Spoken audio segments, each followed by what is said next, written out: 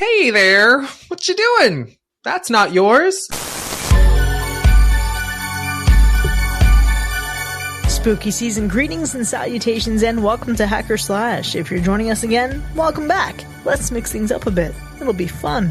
If this is your first time listening, welcome to the party. We are a horror movie review podcast dedicated to telling you whether a movie is a hack, a total joke, a waste of time, or a slash. Totally killer, pun intended. We believe horror is for everyone, and as such, we're rating these movies with the perspective we've gained from our varying walks of life and the flavors of fear we fancy most. My name is Kris, I'm your friendly neighborhood slasher enthusiast. This week I'm joined by the classic horror connoisseur Sean. Do you want a buffalo sausage? The paranormal paramour Binks. I need the bun chop. And making a comeback appearance, the Scream Queen Paris. I specialize in failing naturally.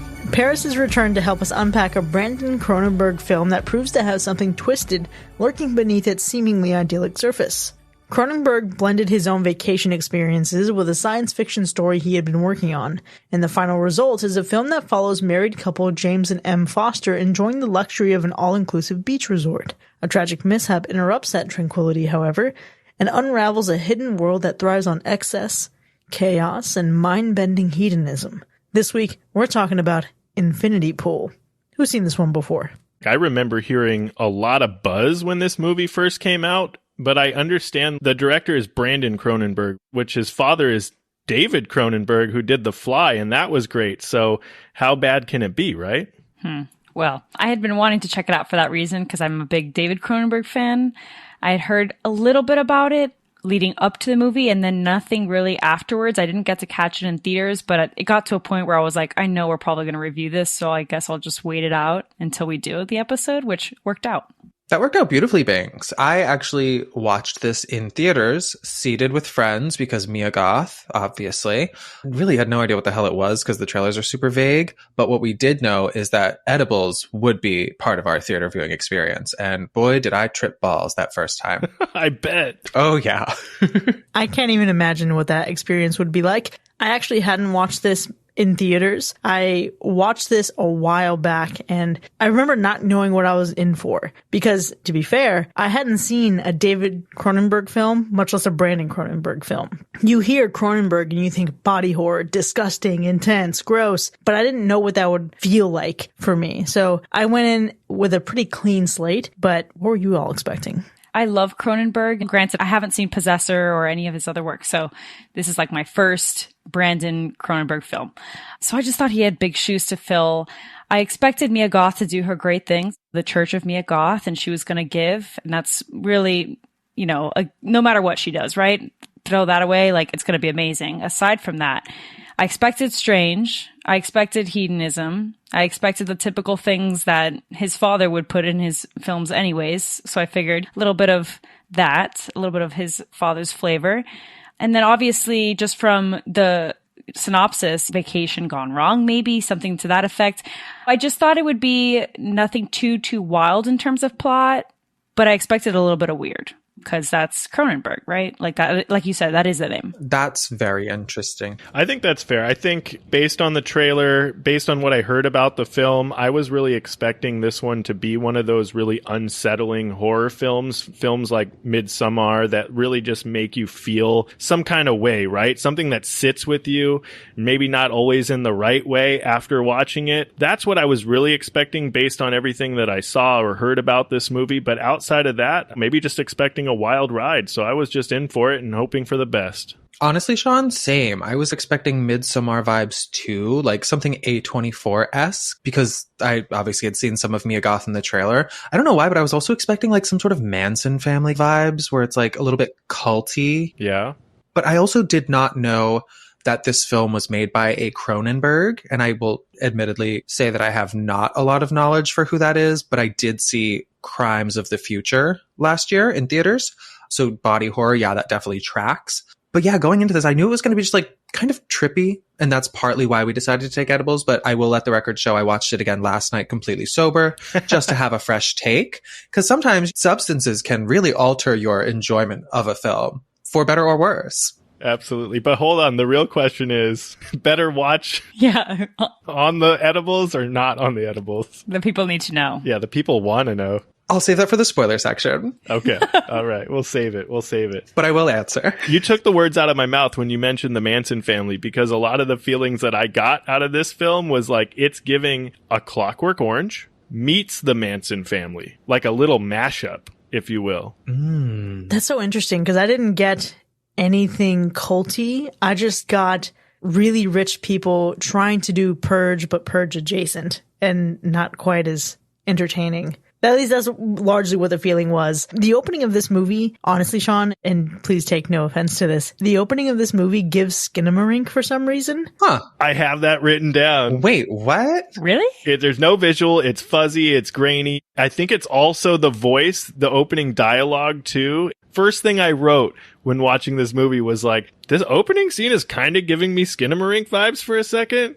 Yeah, it definitely was. This is also the first note I had written down. And between that first note and my last note, there was a lot. But let me just say that my last note says, quite fitting, this movie is a lot. I felt a lot of things, and I almost think it would be too much of a spoiler to describe the range of feelings I had watching this, but ooh, was it an experience? Yeah. I will say, while watching on my little edible, I was tripping balls, y'all. I was like, what is happening? What is going on? Where am I? Who am I? What am I? All of those questions. Watching it again last night, some of the same questions, not as amplified, I would say, partially because I'd already seen it, partially because I was fully sober. But there's definitely a lot of really interesting questions this movie forces you to think about in a way that I was kind of like, ugh, like I feel kind of icky, you know? This movie made me feel a little icky. Yeah, because I think there's a lot of ethical questions. Yeah. Just a bit that might come about. But I felt icky for other reasons that happened in this movie. And the problem is, I feel like throughout the movie, I couldn't wash it off. And not in a typical way, like his father's films. That's the only ones I can reference at this point, right? But it just hit different. It was very bizarre. I feel like at the beginning, it was a rough start. I watched this with a watch party that we did with our listeners. Kris did as well. I thought that your video was broken, Kris, for like a good, I don't even know how long that intro scene was. I was like, oh, maybe it's my setup. Notoriously is usually the case. So I just felt like after I realized, oh, that's a part of the movie. Okay, now I know what kind of weirdness we're getting into, the artsy vibes. And then it just stayed that way. It was a little bizarre. Fair. I can take bizarre, but it's a different type of oddness. Let's leave it at that. It is for sure bizarre and odd. There's a lot of feelings, to your point, Kris, too. Like, I know we talked about the opening scene in Skinamarink. I know I was relating to you, Paris, with the Manson family vibes, and I kind of brought in A Clockwork Orange into the mix as well. But there's just this feeling of, like, uneasiness, uncomfortable, being disturbed. This movie felt even a little perverse in some ways, and there was this lingering tension surrounding you throughout the entire film. It's one of those movies that makes you feel some kind of way. Yeah, I don't think you can watch this and feel nothing. I don't think that's possible. I'd like to motion for a little perverse to be the 2023 understatement of the hacker slash year. Okay. Yeah. All right. You had to have said that because we can't necessarily spoil it yet. That has to be it. Yeah, I don't want to give too much away, you know? But perverse is a great word. And so rarely appropriate. Until now. Leave it to now. And only would this movie find a way. This movie and another movie that it reminds me of, and Paris, it's appropriate that you're here. I got a lot of feeling of Neon Demon in this movie. Yes, I can second that. There's a lot of like sequences where I'm like, where was the epilepsy warning? You know what I mean? Yeah. It's true. Let me tell you though, I was also surprised, even for as vague as the trailer was for this movie, I was surprised by the dynamic and who characters are in relation to each other, because this trailer really gave nothing away. I went into this expecting a very different dynamic between our two top billed performers. Yes. I think that based on the trailer, they did a really good job of like dissuading you from what the plot actually is, truthfully. I didn't even technically read the synopsis until like day of that we were going to watch the movie. The trailer definitely gives you one thing. You're about to watch a whole other fucking movie. I'll tell you that much. That's putting it lightly. So I'd agree. I was also surprised by, well, we talked perverse. Definitely surprised by some of that. There's some droplets, and I'll leave it at that. Fluid is a good way to describe this movie. Literally and figuratively. The fluidity of that scene. Okay, yeah. We're really towing the line here. But I have to say, because of the shock factor and like the disgust, all this other stuff that I was feeling throughout the movie, I liked the plot, but I feel like what he was trying to do with this film and how cool the plot was, it just didn't match up. There was too much oddity. There was too much fluidity. There was too much grossness that it overshadows what could have been really, really fucking cool to me. And I think even down to the character arcs and who was casted in some of those roles, I don't know. Some of the believability was out. It was a mashup of really like, could have done better. Much better, but not with the gross stuff. Binks, I can't wait to hear what you have to say about the believability and the casting. I'm very intrigued by that little morsel you've given us. But I definitely agree. This movie has a lot going on. Like, there is a very surprising story that I, like you said, Kris, did not expect at all from the trailer, which is, I think, a sign of a good trailer. It makes you want to see the movie without telling you a damn thing, really. And yeah, a lot of the dynamics were very surprising to me.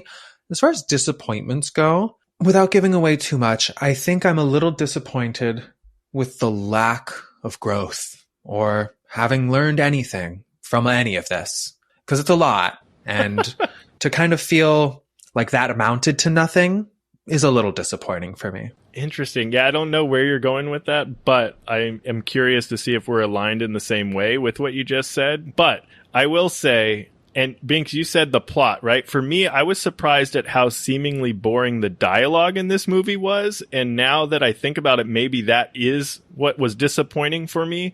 It's so wild how much this film has going for it, right? The complexity and the depth this film has when you peel back the layers, but the choices it makes to either take advantage of that or just completely disregard it and squander its opportunities. So it's just interesting, the choices that were made. Let me tell you something I do know. There ain't shit about this movie that's scary.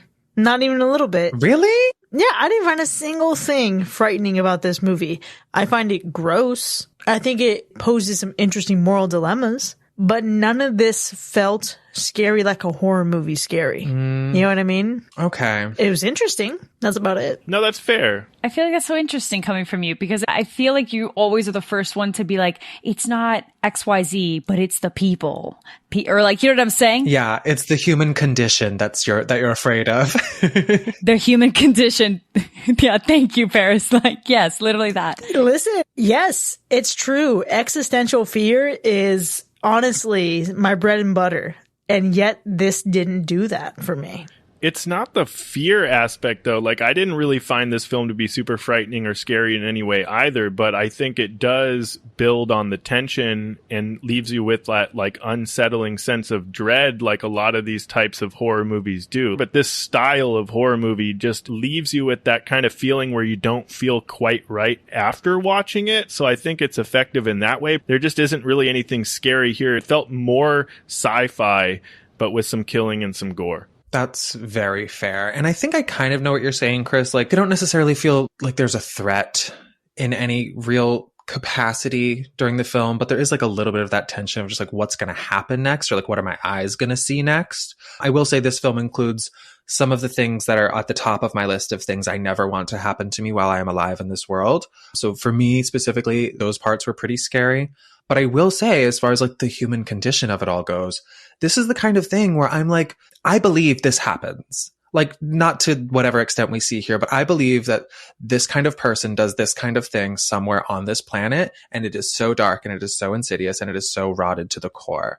So for me, I feel like this is very plausible and scary in that sense to me. Yeah, I feel like nepotism, the rich, all-inclusive resorts, adding things to my list here that are a little bit uneasy, a little bit scary. Also, Alexander Skarsgård acting the way that he does in this movie, top fear. raise that to number one because, I mean, I'm a true blood baddie, okay? And I love him to the end of time. But when we get into the spoiler zone, he does some things that I'm like, I can't erase that from my head now. Wow. And that's scary. I can't wait to hear. I understand that there are a lot of things in here that can create a sense of unease. It doesn't do that for me. I think there is a brief moment where maybe it kind of came close, and it was definitely a I know what you did last summer moment, and I thought it was going to go a very different direction. However, I can at least say that this movie, while I have a lot to say about its originality in terms of its reflection of the world in the spoiler zone, from a cinema perspective, despite reminding me of Neon Demon, I haven't seen anything quite like this before. No, that's true. The film, it feels fresh. I do think it has been influenced by a lot of different things, but it feels new and it feels different, right? I don't know if you all are well versed in A Clockwork Orange, but there are a lot of parts in here that make me feel A Clockwork Orange. And I think that's partly for the story we get, but it's also a testament for the cinematography and the score and the acting for making this all work. So I do feel like it's very fresh. It definitely feels like something I have not watched before. I struggle. There was just so many references that I was thinking of as I was watching this that it made me question the originality. So I can't wait for us to like unpack a little bit more because maybe that's all I've got in my head. I'm thinking White Lotus. I'm thinking this is Black Mirror. I'm thinking this is actually another movie that if I say what the movie is, I'm going to spoil something, but it's a hot topic movie that we love to sprinkle in every now and then. It's The Rich, that kind of resort setting. We've seen a little bit of it. The sci-fi part I think is cool, but I'm kind of undecided on where I really stand on originality because it's not fair to say that when a movie references so many other films that it's not original. We've talked about this so many times before, right? Like, I think you can have certain elements to it, but it was just a little too much that I think soured my opinion on originality, but I'll give it that. I recognize it. I'll back away. Yeah, but that's the thing, right? Like everything has been influenced by something, right? Whether any type of art has been influenced by some previous type of art in some capacity. So it's really, did they copycat something or did they get inspired by something? And what did they do with that? I will say, Binks, I did not pick up on a lot of the references that you did because I'm not nearly as cultured as almost anyone on Earth. But I did find it interesting that this movie came out around, like within a year or so of two other films that really tackle the same sort of subject matter thematically. And that is Triangle of Sadness and The Menu. I feel like these are like the holy trinity of like, hey, everybody, this is what's going to be trending in film. Let's start writing original stories about this thing. It didn't feel like necessarily cutting edge, but it felt like on trend, which isn't the worst thing you can be. But I did think like the core concept here is not something that I had ever seen before and also not something I'd ever really thought of before. So I think like that little like morsel of like its core, I think that part gets the most originality points for me. I haven't seen either of those movies. I really wanted to see The Menu. I do hope that the experience leaves a different taste in my mouth because I think what I'm left with this movie is an ending that's a choice, and it's a choice that I don't enjoy. And I know that, Paris, you alluded to some sensations and some feelings about some things in terms of the plot and the resolution to things. I'm going to talk about that a little bit in my scoring section. I think the ending is probably one of the lower parts of the movie for me. Yeah, for sure. Did anyone feel like the ending was like maybe a little anticlimactic? I feel like I didn't get what I wanted or what I really needed out of the film with this ending. I just didn't feel satisfied. It left me wanting just a little bit more. It just didn't sit right with me. I feel that. It definitely gave fizzle. This film to me fizzled out. And it did a lot throughout the whole film to like really bring you up to a high, but then to kind of just like drop you off where it drops you off. I was like, oh, I mean, okay. But at least the ending credits were very pretty to look at. And I think that the whole point of the movie, or at least what Brandon Cronenberg was trying to say, like, I got it. I just didn't really like how it was delivered. And again, it goes back to like all this fluff, all of this like shock factor. At that point, it's like, oh, Okay, well, honestly, I was just glad that it ended, which is sad, but that's where I was at that point. Okay, wait, I'm realizing now that the end of this movie is the same ending as season 1 of White Lotus. I'm telling you. And that show had so many different endings in the finale, so you can't say this is a spoiler, but actually... Pretty spot on. Pretty spot on. Well, I've never seen White Lotus, so I'm not sure how to interpret that, but we'll see how this all shakes out in our ratings. Now, before we actually start scoring this movie, Sean, how would you describe the gore score? Well, while we do see some graphic scenes of violence and even murder, I don't think there was enough of it really to get past maybe the medium territory for me. You can maybe argue a medium high, but if there was one more stabbing, I don't know. But it's getting a medium gore score for me. And what about the animal report? There was a sodomy comment in passing in this movie and a figurative dog, but I like to believe we are safe in this film somehow. So there's that. Well, let's go ahead and get into our ratings then. Infinity Pool from 2023. Was it a hack or a slash? And once again, I think I want to start us off and get this out of the way. This movie starts with an intriguing angle, and the angle looks at tradition and culture commercialized as spectacle. And it hits a lot of notes that comment on wealth, on privilege, morality, and even mortality. And it appears to have a lot of potential, but for me, that potential goes largely unfulfilled because it feels as though it works hard to say something, but it takes such big swings that it ends up doing so at the expense of saying nothing. And ultimately, there's a class of folk in society who can largely escape the consequences of their actions. You know it. I know it. The whole fucking world knows it. I don't personally need a movie to point out the horrors of it. There are parts of this movie that are technically good, but most of it really doesn't hit in terms of its vision. And as a complete finished product, it's just not for me. It's out of touch, and it's a hack. All right. Well, I guess I didn't hint enough as to where I stood throughout the spoiler-free zone, so I'm about to really just be very blunt. This movie was an incredible disappointment for me. I think the casting just was a little bit ridiculous and made zero sense, specifically, and Alexander Skarsgård and the character that he plays just didn't really fit for some reason. I feel like in general, the movie was just a snore, and I just spent I don't even know how long just watching it and just very confused. And I got very lost in the artsy and the disgust and the shock factor and all of these things that Brandon Cronenberg was doing that seemed like he was just trying to be his dad.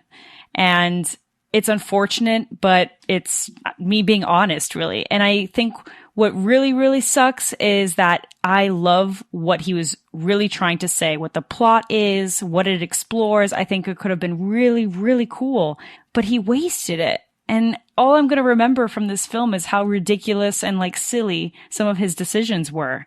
And that's unfortunate.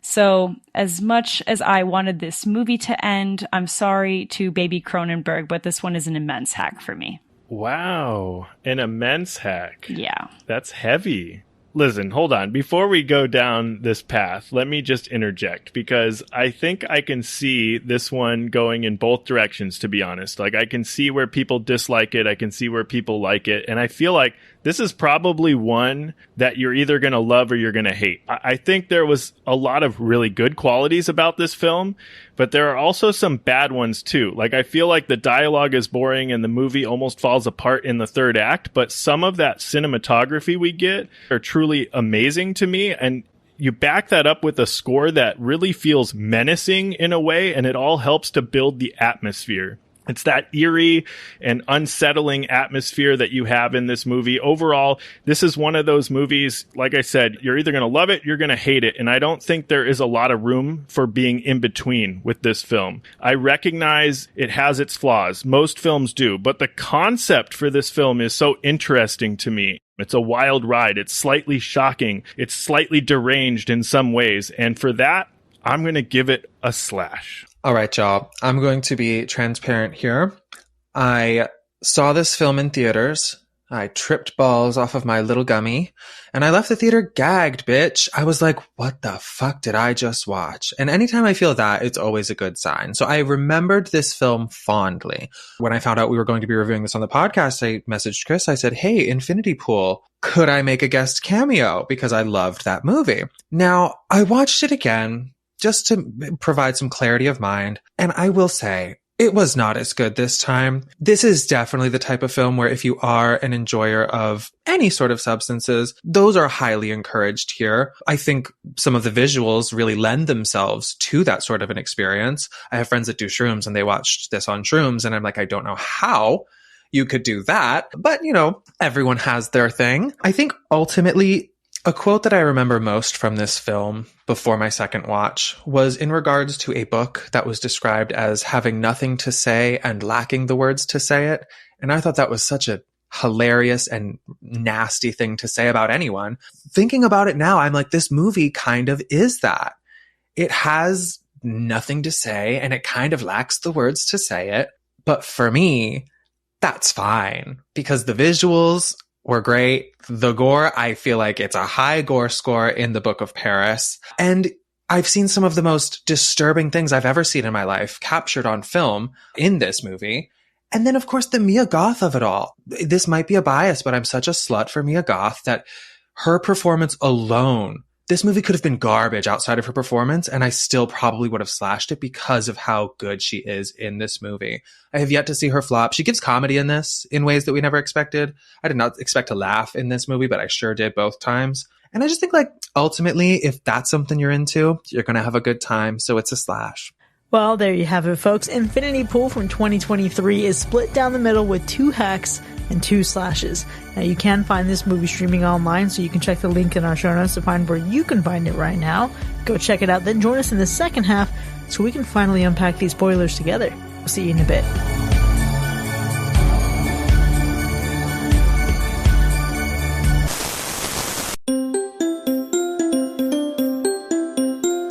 Are you tired of attempting the impossible? Of course you are, and cutting bread with a knife is as futile as outrunning a vengeful ghost in a dimly lit corner. But fear no more, dear listeners. We found a solution straight from the cutting edge of culinary horror. Introducing the Bun Chop, the device that cuts bread without a knife. Because using a knife for bread is like trying to swim without water. It simply doesn't work. Trust us, we've had Gabby try it, and you don't want to see the aftermath. With its patented bread teeth technology, the Bun Chop slices through your loaves like a crazed villain through a cabin full of slutty teenagers. Whether you're crafting a sandwich to enjoy during a bone-chilling thriller or serving toast with a side of terror, the Bun Chop has got you covered. Order now and we'll throw in a complimentary Fear of Knives. Who needs them anyway when you have the Bun Chop? Join the bread-cutting revolution. Call 1-800-BUN-CHOP or visit bunchopslices.com. And remember, dear hacker/listeners, some horrors should be faced head-on, but the horror of slicing bread with a knife, leave that to the movies.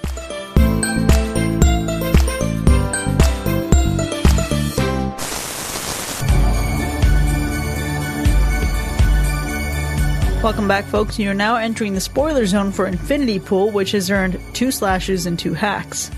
Now, we have a lot to unpack here, but before we get into the specifics of our ratings, let's go through those kills. Well, we actually have a total of 14 kills in this movie, believe it or not. And only 2 of these are off screen and only mentioned. So that's pretty good, I think, right? 14 is a good 12 if you want to be official on what you see.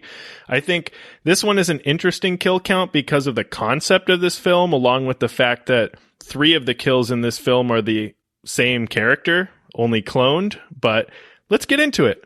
What were your favorite kills? I'm going to go first clone because I still think it's actually James. Okay. Great. Let's talk about it. This was something that went through my mind too. Yes. The concept or the idea that they're cloning people, but actually just killing off the real person and the clone lives, right? That was something that had to have gone through your mind. Here's how I think this actually went down. I think they come up with this arrangement for tourism, and I think the locals really start out with this earnest desire to offer up the cloning solution and the real person can escape unscathed. However, I think after a while and the continued disrespect, they're just like, well, they'll never fucking know if we swap them. And I think they just start fucking swapping them because it's they're still paying the price.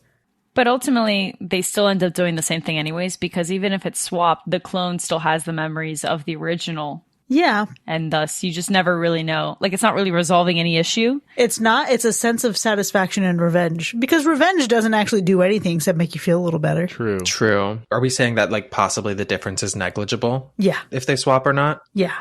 That's fair. And I do feel I don't know if this is getting ahead of ourselves, but I feel like we kind of watched him die so many times that if it's clone on clone on clone on clone, it kind of explains his deteriorating state. Yeah. My thing is that you can only Xerox copy something so many times before it starts looking like shit. Yeah. Well, I mean, to an extent, this whole group of people just start acting wild, right? And maybe that's the testament to like them being cloned so many times. You can see how comfortable they are. Like, no big deal. They're laughing about the whole situation. You know what I mean? So yeah, I mean, it's definitely an interesting take on the film for sure. Instead of it being like the deterioration of them going through the cloning process as the original, it's just the fact that they are clones being cloned, being cloned, being cloned. That tracks. I will say that for me, I guess my favorite kills were when the whole clan got their throats slit, because at that point I was like, wait a second, did they finally get it? And then when it goes to them all sitting in the bleachers again, I was like, oh shit, this is like literally a cycle again and again and again. So they played with you. They really did. I mean, it had me going for sure. Like, I was like, oh shit, they're like going down this time for sure. Like, joke's on them. And then it pans out and you see them all spectating and laughing about it. And I was like, oh, joke's on me, I guess. That's the gag. I will say, I think my favorite kill was also the first death of James, specifically because, like, I never want to be stabbed, let alone so many times, let alone by a small teen boy. Couldn't possibly be a worse death for me because it's just so slow and painful, and like you feel every stab. And the film does not shy away. We get to see every juicy gush that happens, and he's stabbed like a dozen times. But I think honorable mention will go to when sort of the reverse happens and James is in the farmhouse and that boy's there again. And we don't really know exactly what happens there because it's kind of a trippier sequence, but at some point, like, a face gets split in half. And I feel like that was a very stunning visual because I was like, Jesus Christ. It reminded me of like an old 80s type of kill, but I feel like we don't really see those kinds of like face splitters anymore. Oh, yeah. That's true. We're talking about some really good ones, and I think the farmer dude, like the random dude that just decides to play Frogger in the road, right, in the middle of the night, it's not really the actual getting hit by a car part, but it's really the visual of the aftermath and the way they show you. They don't really linger on it for that long, but they show you his face and it's like caved in. Yeah. And it's brutal and it's intense. And now that I think about all these scenes, I mean, maybe it should have been a high gore score, to be honest with you. It just went so quick in some of these scenes that like it didn't stick with me long enough for me to be like, oh yeah, this was pretty wild. But that visual was intense. I don't know. Just looking at the face just made me cringe. Yeah, for sure. Or what about the kill where he punches his own face to a bloody pulp? That was another crushed face that we got to see. It is. You saw the skin break apart in an instant. Like, yeah, that was intense. That was really intense. Yeah, a lot of cringy moments for sure. Not fun. Not fun. I mean, not fun. It was a little fun. I do feel though, like, I can't believe this is coming from me, but like, I almost wish that maybe there were some more kills though. Like maybe if it would have been a sequence of them just like being killed a few more times or just like other victims of their psychoticness, like those kinds of things would have been really nice. I feel like a bulk of the kills are really them, their clones dying, not so much others, which, I mean, I'm not here for their travesty, but like would have been, I don't know. Would have been kind of nice to continue to really hone in on the fact that they just continuously do this, especially the rest of the group that goes every single year. Yeah, I feel like there was a point where once we had the setup kind of established, we really could have used like a montage. You know what I mean? Yeah. That's what I was going to say. Would you want it to be a montage of just kills happening or something? Or just like some, I don't know. I feel like there's just 3 moments where they do some ridiculous stuff to others. And maybe I'm very wrong, like off the top of my head, right? And yeah, they're pretty heinous. But the first one, like the farmer, right? Like that could have been any accident. That's jaywalking. I just feel like I would have wanted more crime for it to really have driven the point home that they are like doing this for fun constantly every year. It just felt like one crazy night out or like a couple crazy nights out, not necessarily like a whole like dedication. This is why we go to La Tolka or whatever. Yeah. I can agree with that. I feel like I was missing a level of whimsy like you would get from the whimsy that we see from many people on the annual Purge night in the Purge franchise. Like, there are some motherfuckers in there who are just giddy and literally frolicking in the street. I didn't quite feel that joy here. I felt like obnoxious group at a brunch table who's super drunk. That's the energy that I got. Okay.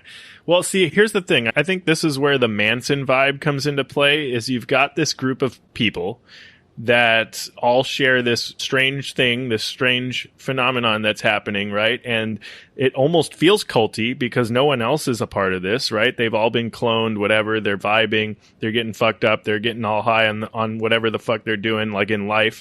And they decide that they're going to go take revenge or rob this rich person's house. And they go in there as a group and they break in and they terrorize this little group of people within the house. And in essence, I mean, it's kind of like what the Manson family did. Like, they just got all fucked up and in their minds and whatever, brainwashed by Charles Manson or whatever, and went to this actor's house, broke in and terrorized and killed them. Like, it just, that's where the Manson vibes, I think, the cultiness comes into play.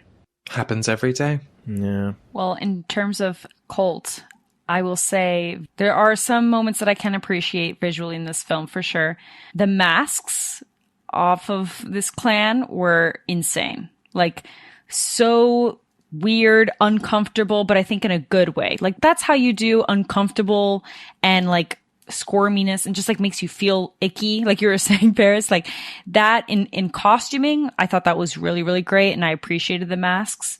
Some of them were just like, how the fuck did you even make that shit?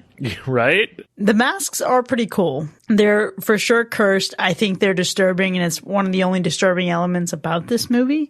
I do say beyond that, it feels like a little bit of a stretch. There are two things that I can really highlight visually that worked for me. And that was one, movies can just keep showing me cars with red interiors. And I think it's gorgeous. It's a vibe. And I know that's like a throwaway. But in the beginning, we have James and Em walking through this resort. And this is where I thought it started off very, very promising.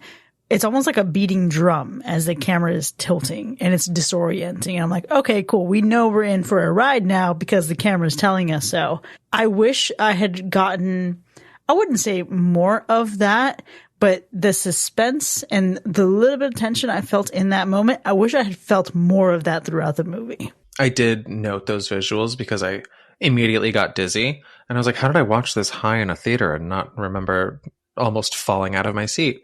But yeah, visually, I think this movie, one of its strongest suits was its visuals to me. I think a lot of the trippy sequences we get, like with the ayahuasca orgy, the cloning sequence, those are all very like memorable. But for me, my favorite is their use of like macro lenses, specifically when we learn like the reason they call it infinity pool. And Mia Goth is telling a story about how her architect husband was like making an infinity pool, and then like a panel of glass crushed two people. You get these like gorgeous, like almost like microscopic close, but it's just a macro lens of like Mia Goth's like lips. And then you get one of her eye, and like both of those, I'm just like, oh, put it on a wall, frame it, stunning. You also get them of Alexander Skarsgård, like they kind of go back and forth, but he wasn't really giving as much as Mia gave to me. But I was like, that's just like such a beautiful way to use that lens in such like a small moment that kind of was amplified because of that choice.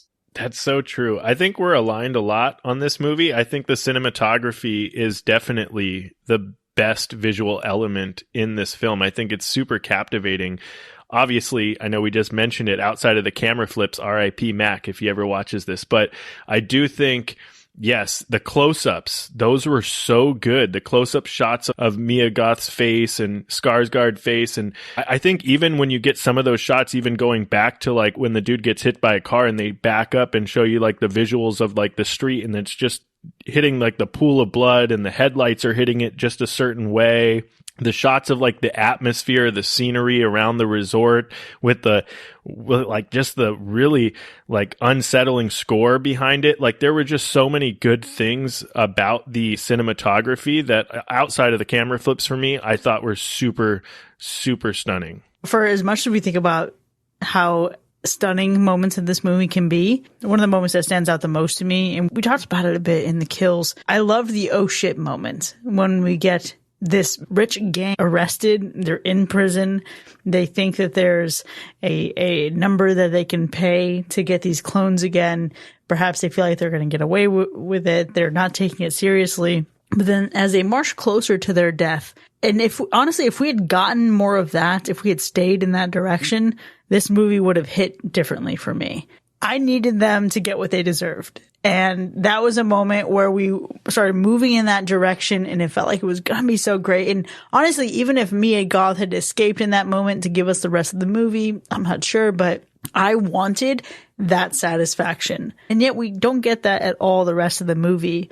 So that scene was a high point for me. And I almost felt like everything that happened after was when it just got a little bit worse and worse and worse and worse and worse. Really, Kris? Because after that was my favorite scene. Oh, no. We've spiraled so far, but when we finally arrive to Mia Goth relaxing on the hood of that car with a bucket of fried chicken, drinking wine from the bottle, wildly flailing a gun at James, and then just proceeding to unleash a dragging, the likes of which has not been seen in some time. She eviscerates this man with her words for a solid 5 minutes. She reads reviews of his book that's terrible. She drags him for even thinking that they would have actually read his bad book.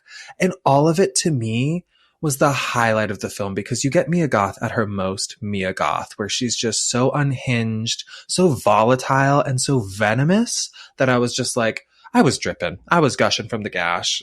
My favorite scene. I wish I could have understand most of what she said.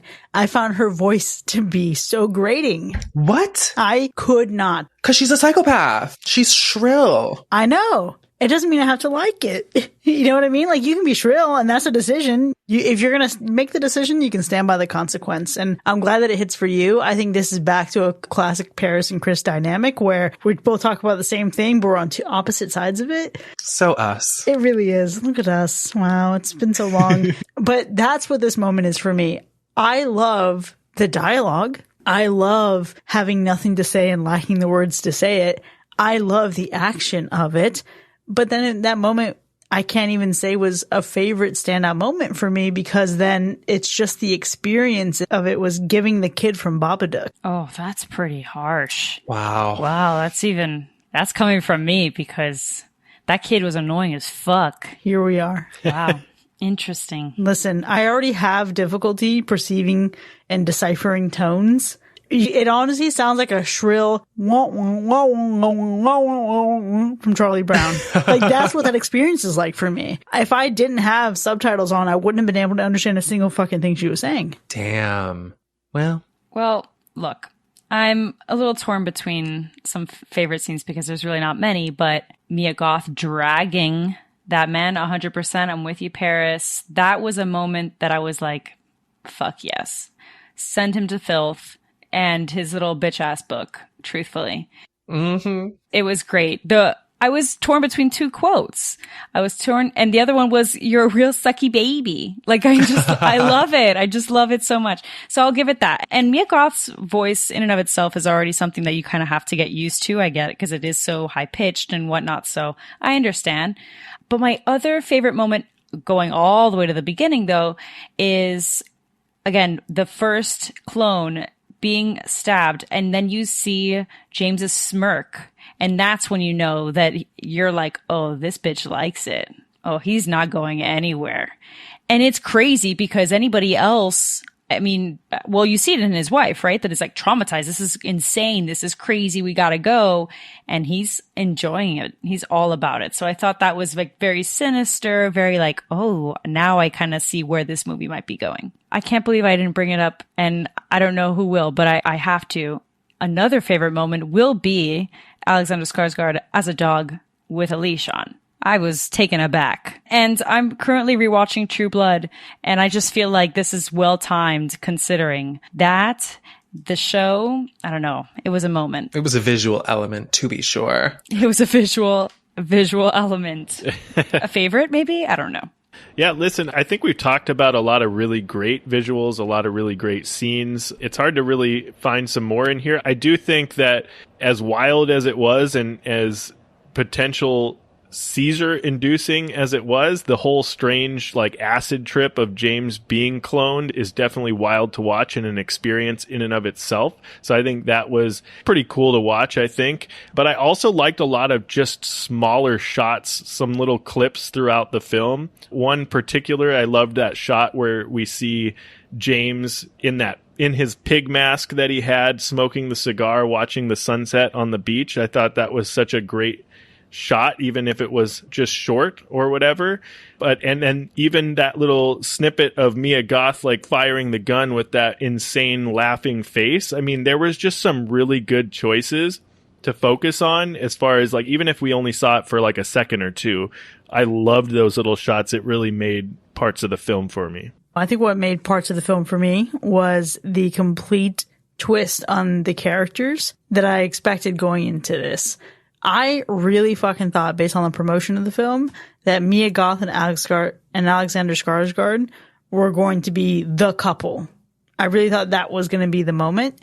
So to not have that, to have them meeting and running into each other as strangers, but really even more impactful for me, the strained, dying relationship on its last legs between M and James. It was the moment where she says, I'm in danger of being a charitable organization at this point. Yeah. Where I was like, this man can't contribute shit to this fucking household. Leave him. She said so much. Organization. My God. Well, good for her. But I will say, I didn't think that they were a couple, but I thought that the whole point was that they were going to like be in a relationship. I didn't even realize that he would have a wife going to this resort or something. Again, the trailer gives you nothing. I mean, I guess they kind of do things together. That's for sure. Whatever. That ends the way that it does. But James, I think, is so interesting because I feel like what's happened here is basically Brandon Cronenberg made a movie about the effects of nepotism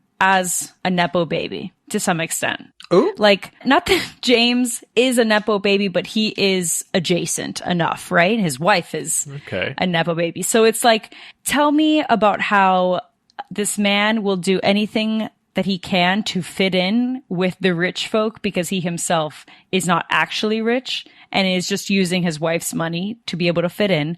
And then that's why I loved Gabby's dragging so much, because she's like, let me put you back in your place. You thought, but you're really just not. Did he really need more of a reminder than the moment when he attempted to extend the stay at the hotel and it was all under his wife's name? Yeah, like, right? I really appreciated having M as a character because you're thrown into a world of absolute lunatics, and it's always important to have that one like stable person who behaves and reacts to things in a way that you can relate to.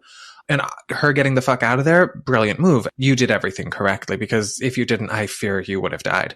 But I think obviously Mia Goth is my favorite character in this film. I think James, we get through the whole thing and he learns almost nothing about himself except that he's a sick fuck, which like, is that growth? Because I feel like you probably already knew that. But Mia Goth shows so much range. She like basically is a Black Widow spider. She's luring this man into a false sense of security. She's like, oh, I love your book. I'm a fan. And then seduces him into this crazy wild world. And then at the end immediately flips back and she's like, all right, see you next year. Bye.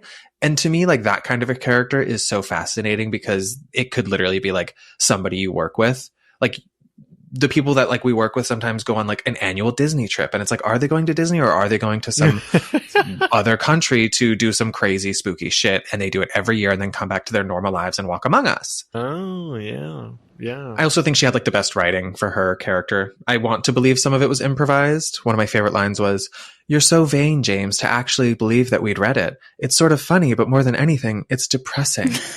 And then earlier, she's like, when she's trying to get him to come out of the bathroom, she's like, "Don't be pathetic tonight, James. It's so unattractive." Yeah.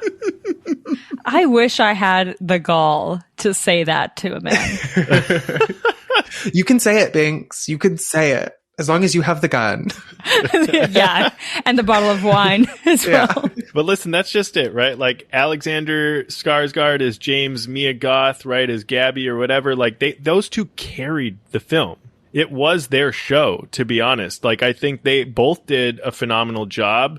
I think they did a great job expressing, like, especially James, I think expressing the emotions that he was going through throughout the film. I think Mia Goth probably overshadowed him a little bit in the performance field, but like, I feel like most of the other characters are kind of just there. Like, they don't take away from the film, but they also don't they don't do like a whole lot to really add to it either, right? They're just kind of complacent in a way. Like, they just didn't do much for the film as a whole. Kudos to Skarsgård and Goth, right? Like, they really did work with what they had and made it enjoyable. I don't know, you two people hacked it, but they really did make the film. So there you have it. No. I'm not. Look, I loved Mia Goth's performance. It's just, for me, when I was talking about casting, you bring up such a good point. So I'm going to explain a little bit now. It's just that I feel like the rest of the cast, it's odd. I don't know what he was trying to do, because how do I say this nicely? It's like they look average. And then to me, it's like, if the story is about how James is supposed to want to fit in with these rich people and like this lifestyle, then why do they look average? And then we can argue that by saying like, oh, it's because, like you were saying, Pears, they could be any family or couple that's in the airport and they're off to do some heinous things. Okay, fine. But then we go to James specifically and the casting of Alexander Skarsgård. I know that I have immense bias here, but you're going to tell me that you look at Alexander Skarsgård and he can't take like Mia Goth down or something like that he can't fight his way out of some of these circumstances, A. And then B, that with just the way that he like carries himself and his demeanor. I mean, this man is tall. He's a Nordic god, basically. And you want me to believe that he's like just hard on himself and his self-esteem's low and he can't, like, he's just trying to fit in so bad and be like, I don't know. It's just odd. I don't know. It was like switched. That's true, Binks. He gives very like submissive, demure little baby, which is actually, that is kind of against type for him. I didn't think about that. I think it is great for Alexander to now be in a role that is very different than what he usually plays, because yes, he is always typecasted as like this like head honcho, like badass, that kind of demeanor. Yeah. But I don't know, it still seemed odd for what the story was supposed to be about in terms of James. Yeah, he also kind of seemed the richest. He looked polished, cleaned up, whereas the other like rich people did look kind of basic. Or even in the scene where he's in the bus and like supposedly scared, and it's like, well, they did shoot him. Alexander, please. They shot the bus. Sure, but I still feel like he could have towered over like several of them. One of those people in that group had to have been pushing like 70. Sorry. Maybe I'm very wrong. He could have towered, but he cowered. You're right. He was like a whimpering little dog. You know when else he was whimpering, though? He was also whimpering, not unlike a baby, with the barbarian breastfeeding scene. Oh my God. I loved it. That was the movie that I didn't want to say because it would spoil it. Barbarian. I know it's a hot take on this podcast, but it was giving Barbarian. And anything... This was way better than Barbarian. Let's not do that here. Well, it wasn't a hairy nipple, so it was okay there. I don't want to say that every time that there is secretion coming out of a nipple, I will think about Barbarian, but what's done is done. And that is the worst part of this movie that I will say that I have no right to say to, but like, all right. That was traumatizing. That was a lot. It was the breastfeed? It was the breastfeed. It was the blood of the clone dog around the areola, and then the breastfeeding. And then, I mean, so your worst part is basically the better version of Barbarian. Yeah, it's just, Bink said it so well. There's too much secretion in this movie. For me, I actually loved when Mia Goth had him murder his dog self and then fed him her tit. Like, that to me, it gave very The Witch. It was like, oh, yes, so wrong and so dark-sided. But there is a different breastfeeding moment that happens in the psychedelic orgy sequence where we see what can only be described as poop coming out of a boob and fed into the mouth of that old dusty pervert man. It was so weird. That is the most disgusting thing I have seen in my life. It's in the top 5. Poop coming out of a boob, never should be even thought of, written down, spoken, or brought to life on film. That, and there were like 2 instances of like casual racism that I don't know if were intentional or not. Of course it was. Yeah, maybe they were like making a point about like how culturally insensitive tourism is. Yeah. But there was also like a random part where they had like these really anti-Semitic costumes. Yeah. For some reason, like in the background, I was like, why? Yeah, why? What was that? What was the purpose? And then like the gag of them revealing that the person in the, like the waiter in like the traditional Chinese garb was just the regular dude from the resort. Yeah. I was like, little tasteless. Don't love it, but nothing beats poop out of a boob. Warranted. Listen, I had a lot of bad things to say. I will say that I think M is the best part of this movie. I don't know how she found herself married to this man. I mean, she does explain it pretty well, but I do appreciate that she's at the point in her life where she's going to do what she wants, say what she wants, and then also draw boundaries against this man when she wants. Good for her. I hope that on her voyage back home, she's initiating their divorce. Oh, certainly. I would hope so. She has to be. She looks like the most beautiful woman on earth, and she has so much agency. She couldn't possibly bear to be with this man a moment longer. And continue to be the organization, or the charitable organization at the very least. Yeah, no, absolutely. Yeah. I would say the best part, I'm not going to say Mia Goth because it's going to be obvious. I'm going to give it to the kids, like the son. I'm going to give it to him, and I'm going to say the smile that he had on his face when he was choking James. I think we brought that up earlier. I feel like that was fantastic. That was actually another like scary moment, or like a little tense, very creepy as fuck moment for sure. So I'm going to give it to the kid.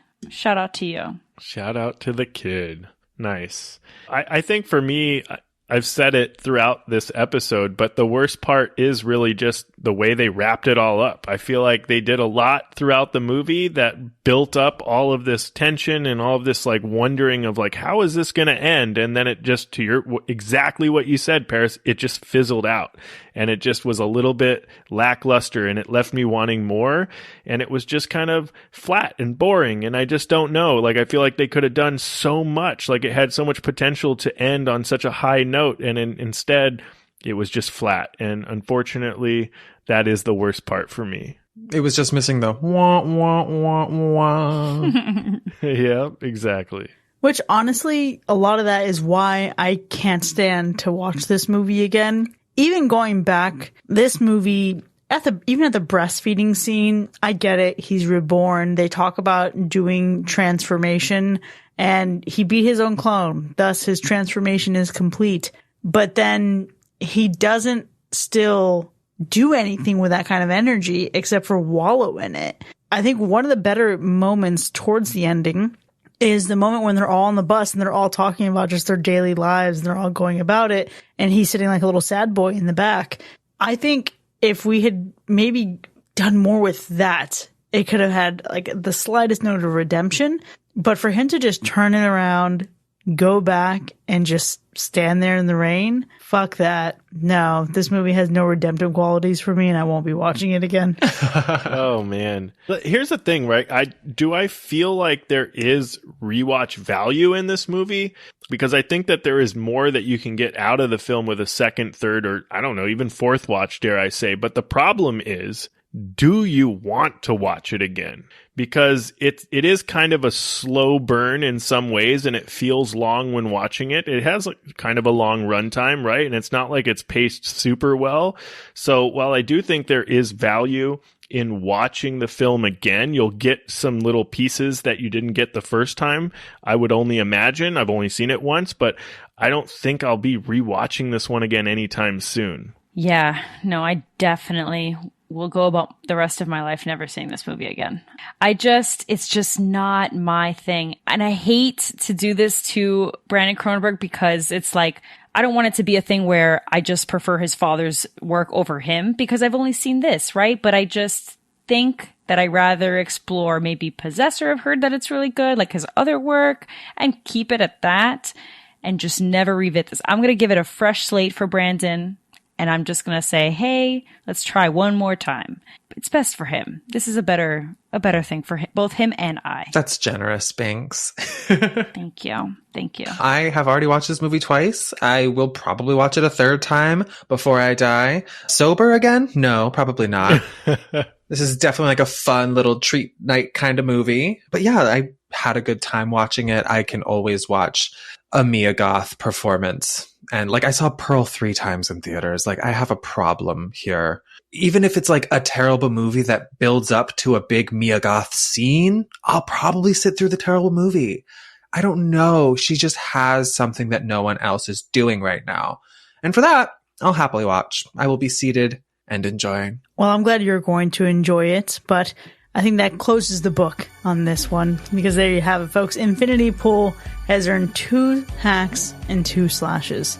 Now, we've certainly had a robust discussion here, but it doesn't end here by any means. We want to know what you think. Would you constantly commit crimes if your clone took the hit?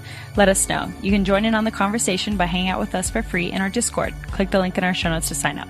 And if you've enjoyed listening to the long, strange trip that is this film, consider joining our new blood drive and becoming a member of the family. Check the link in our show notes or visit hackerslash.live/support to enjoy more of the show with early access, extended episodes, bonus content, and live shows. We'll see you next time, folks, and remember, it's for your own good. This was your idea, remember?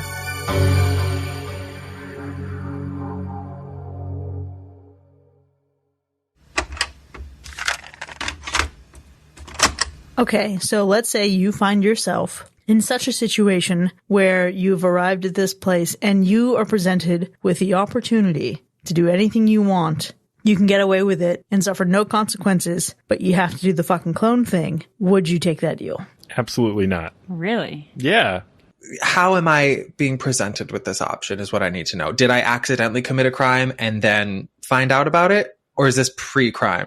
That's a fair point. This is pre-crime. Let's say you haven't committed a crime, because I feel like to save yourself or get murdered, I would probably take the fucking clone thing, right? But if you had the power of choice, your second visit to this place, would you commit a crime knowing that this would happen? Those are 2 different questions. You know what I'm saying? They are. Yes. Would I take the deal to avoid someone stabbing me to death or whatever? Like, because of an accident? Yeah. Yeah. Obviously. Of course, we all would. Yeah, but would I purposely go to this place to fuck around? No. Yeah, I don't know. I do feel like that's a more obvious answer for a room full of 2 Capricorns and 2 Virgos. But I feel like some people would take this as an opportunity to do their purge shit. Okay, but can we do the clone thing and not have to do the crime? What the fuck do you want the clone for? I mean, I don't see how that's anyone's business but mine. But you can do so much fun clone stuff. Like, one, I would obviously have sex with my clone. Like, let's say that right now. Oh, wow. No. No shame in that. Who wouldn't have sex with their clone? Raise your hand if you would not have sex with your clone. I don't know about that, but Maybe that's self-deprecating, but I would not. I just want to say, I watched, was it The Time Traveler's Wife? It was a show on HBO, and he went back in time and fucked himself. Just saying. Really? Yes. nice. That's a whole Now, thing. time traveling is a little different from clone, but I'm still intrigued. True. Well, because technically, in this case, the clone is going to have your memory. So, I mean, it really is almost the same as like the whole time traveling, but not the point. The point is that people would fuck themselves. So, you know? No, for sure. And I think it's also, if the clone has the same memories as me, then the clone is down too.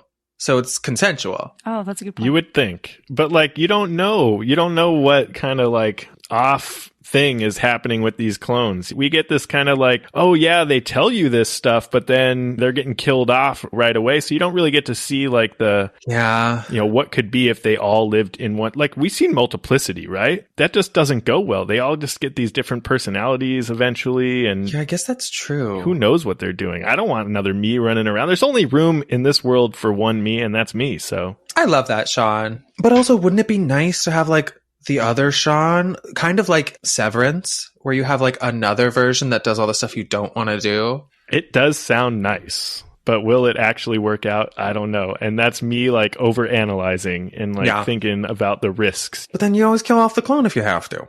No? That's true. That's true. But then what if the clone kills you and takes over your life? Yeah, the clone's probably going to try to kill you off. If I had the idea, then the clone did too. You're right.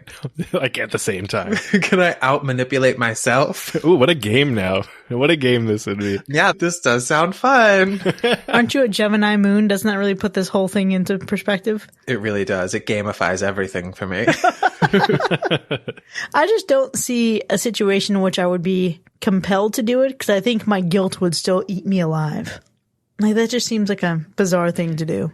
Yeah, I feel like what crime are you so like wet to do that you would go through all of this? I can't think of anything that's not like robbing billionaires. Oh, could we rob a billionaire? Yeah, I was going to say, can I do, what is it, bling ring moment? That's a little fucked up. But also, I guess that's kind of what they did, though. Yeah, no, they literally were the bling ring of South America or wherever this allegedly was.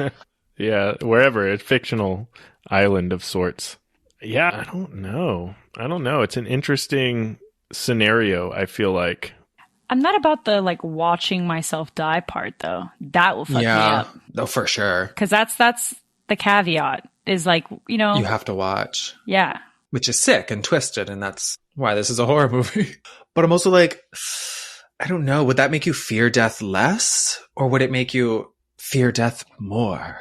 So I think the fucked up part of it is that I don't know that watching myself die would be that big of a thing for me. Yeah? I think because I just know it's not me. But you're watching anyone die. Yeah, but that's, I mean, like, not to get too dark, but I've already done that. Oh, yeah, true. Yeah. I feel like once you've been exposed to that, it's the damage that's done to you is there. And then it's like, how much more could it be? Yeah, that's fair. If now I know it's like, okay, this manufactured version of me, I feel like it wouldn't be that big of a hit. That makes sense. Okay, but now what crime would y'all commit if you got to commit any crime? Rob billionaires. Is it rob billionaires? Is that the universal answer? Yeah. How do you actually feel after this, right? Like, what do you feel like after you've been cloned? How does that feel? Yeah, you probably feel woozy. I feel like woozy for sure. Do you have to regain like any kind of like, I don't know, strength or some kind of like molecular cells of some kind? Yeah, is there like a physical therapy? Yeah, what is this process? I would have been out on the cloning process because you see that contraption they have to put in his mouth to get all the dental stuff. Oh, no. Oh, yeah. I would have gagged. I would have been throwing up. They wouldn't have been able to get it in my mouth. Oh, really? That would make you gag? Oh, yeah. Literally anything makes me gag, Paris. That little device? It's just the cheeks, though. Yeah. Yeah, you'd be surprised. It's pretty pitiful. Oh, wow. Isn't there a game, like a board game that's like that too? Yeah, there is. Really? There definitely is. Yeah. Vince. Yeah, you like put something like that in your mouth and you have to like say a phrase and the people have to guess the phrase you're saying. Chels in the chat says Grand Theft Auto hitting all the luxury car dealerships. Yeah, right? You gotta go. The problem with this movie is that they were all already rich. So the crimes they were committing were just dark. Mm-hmm. Right. That's a good point. Not the kind of crimes you can root for, like robbing the rich. Well, I mean, yeah, the poor can't afford to get to this island, one, and two, They can't afford the clone option. they can't afford the clone option, so they're just going to die. Yeah. How much do we think the clone option was, realistically? $500,000? No, not even $500,000. I don't know. It looked like a fat wad of cash. Who knows? $250? No, I think higher almost. I feel like Oh. you're like full on like cloning yourself and like out here on a spree. That's gotta be like 700,000, I think. Maybe like almost like $1 million. But then again, are they dropping $1 million every single time? Each time. Is there a punch card? It's a lot. Is it a BOGO? Is it like a 2-for-1 deal? Yeah. Yeah, I don't know. Is there a group rate? Yeah, the Groupon. Roll up with a coupon. So I would like to Oh, no. Oh, that's terrible. Absolutely terrible. It is. It's like a hard negotiation. This cloning process, though, does seem like a trip. Like, it seems like an intense trip. Yeah, literally. Super intense. And when you have an intense trip like that, you need some time to come back from that. Yeah, you can't just go immediately watch yourself get stabbed to death. No way. You're like, you got to rebuild your energy levels. That's a lot to go through. They need therapy. Yeah, I feel like at that point, like, how long am I staying in this place? You know what I mean? Like, how much am I going to commit? I don't know if I want to go through the whole gag if, like, I'm going to be here for a week recovering and then having to commit the crime and then, okay, time for me to get cloned. Okay, I need to pencil things in. I have stuff to do. Yeah. And also, like, the vacation's over by that point. Yeah. No, at this point, I got to get on the flight. Yeah. So I don't know. Now, did anybody think that when Alexander Skarsgård had that weird mouth thing in his mouth, that he looked like one of those claymation Wallace and Gromit people? 100%. Absolutely. Yeah. Because I was giggling. It was a good sight, for sure. Not me looking it up again, just for fun. A nice little, just a little peek. Yeah, do it. He is that grimace emoji. Is Wallace and Gromit what I'm talking about? Yes. Because I don't think I've ever actually seen that. Or like Chicken Run. That, like, claymation style. He looks like one of them. That style of animation, yeah. I stand by it. Oh, yeah. Wow, it's so interesting. But I'm still into it. Wow, looking back and forth between these two things. There you go, yeah. It just needs green eyes on the little clay. It's quite spectacular.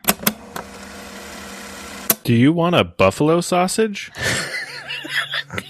Why did you never fail? Oh. If it's sexy, it's going to be Sean's quote. Oh. There it is. I love seeing firsthand. I mean, obviously, Paris, you're on the show for many, many episodes. I've come to know the Paris roller coaster of emotions very well, knowing that the way you start is never the way you finish. And yet, to see the reaction of Binks in particular going on this journey, absolutely phenomenal. Well, so here's my thing. I figured that Paris was going to slash this. I think it was just, I really thought that Paris was going to be the only one that slashes. I think I'm just kind of shocked. Oh, I was the curveball. You were the curveball. And how we got to that slash was understandably confusing. And and that part. And also, I will say that for a minute there, I did think I was wrong about you, Paris. I thought like, oh shit. Because you know what I mean? But then I figured, again, the Church of Mia Goth is strong, and I unfortunately, maybe I just haven't gone to mass in a bit, and it wasn't enough for me specifically, but I figured, okay, I can anticipate enough. It's the Mia Goth magic. Listen, I was there for her when she was an old woman covered in blood. I was there for her when she was fucking a scarecrow in a cornfield, but I couldn't be here for her in this. I just couldn't do it. Not this time. No, this is a line. This is a step too far. I feel like the gore score could also be bumped up honorably just for the amount of orgy that's in this movie. Oh, yeah. Well, you know. I did note those visuals because I immediately got dizzy. And I was like, how did I watch this high in a theater and not remember almost falling out of my seat? I feel like this is a strategically planned off week for Mac. He would have thrown up watching this. Honestly, maybe. Yeah, that part was dizzying is what I wrote down. I needed the uppance to come in this movie. Fuck, I shouldn't have said that. Put it on the counter. Nice. There it is. Nice. There you go. Uppance and come in the same moment. Uppance to come. Same breath. Not unlike James Foster behind that tree. Jesus Christ. Okay. I needed them to get what was coming to them. You know what I mean? That was a moment where I loved goddamn it, pink stuff. Sean. There's no way for me to say this without saying the word come. All right, I'm sorry. It's all good. Go ahead. We'll hold it together. Okay. Listen, no one wants to pick the jack-off scene as their favorite. Why would we want to pick The piss that? and come? Sean, are you about to? I'm not. Doesn't count? But it was a scene that was memorable? definitely evoked a reaction out of you for sure. No, that's absolutely. I did have a note that said, piss then cum shot, ? It's just the dripping on the pebbles for me, you know? Yeah. The droplets. Yeah. You know what? Yeah. And the sound effects. We see him piss twice, and it's like a concerningly weak pee stream. It's giving like prostate needs to get checked, James. God, Alexander Skarsgård, please. It was a trickle. I'm like, do a Kegel. What are we doing? Terrible. God, I hope he's okay. I guess that's the impacts of using prosthetics. Oh, well, I guess there's that too. Just want to make sure I wasn't the only one that was kind of like, hey there, what you doing? That's not yours. But I don't know, it still seemed odd for what the story was supposed to be about in terms of James. Yeah, he also kind of seemed the richest. Not the head honcho to Little Bitch Pipeline. He was like a whimpering little dog. You know when else he was whimpering though? Actually. During your worst part? I can't have a worst part because I hacked it.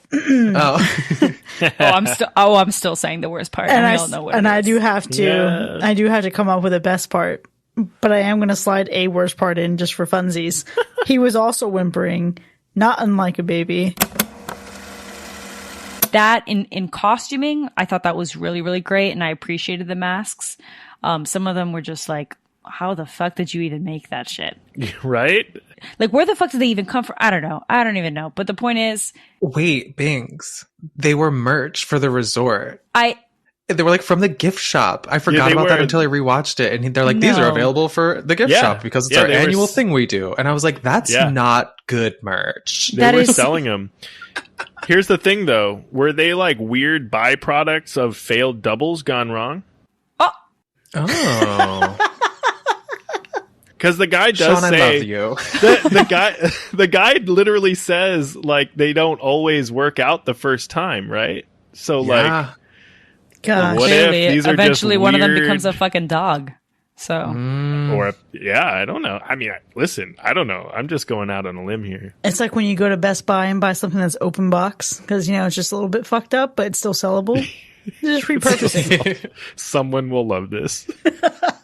hold on. I'm going to paint everyone a picture then. You're telling me that these masks are merch for the resort and potentially botched clones of rich assholes. And so I'm going to this little resort. I'm having myself a little Latolka moment. I'm going to go take my friend some souvenirs, and I'm going to go and I'm going to grab that busted ass mask that potentially could have eventually been Alexander Skarsgård's face. Could be. If it's, if there's a coupon. This is sounding better by the minute. If there's a coupon, maybe, but that's we very are actively weird. improving the film. Is this going to go up in ratings in my letterbox? This was way better than Barbarian. Let's not do that here. Well, it wasn't a hairy nipple, so it was okay there. What? Oh my God. Whoa.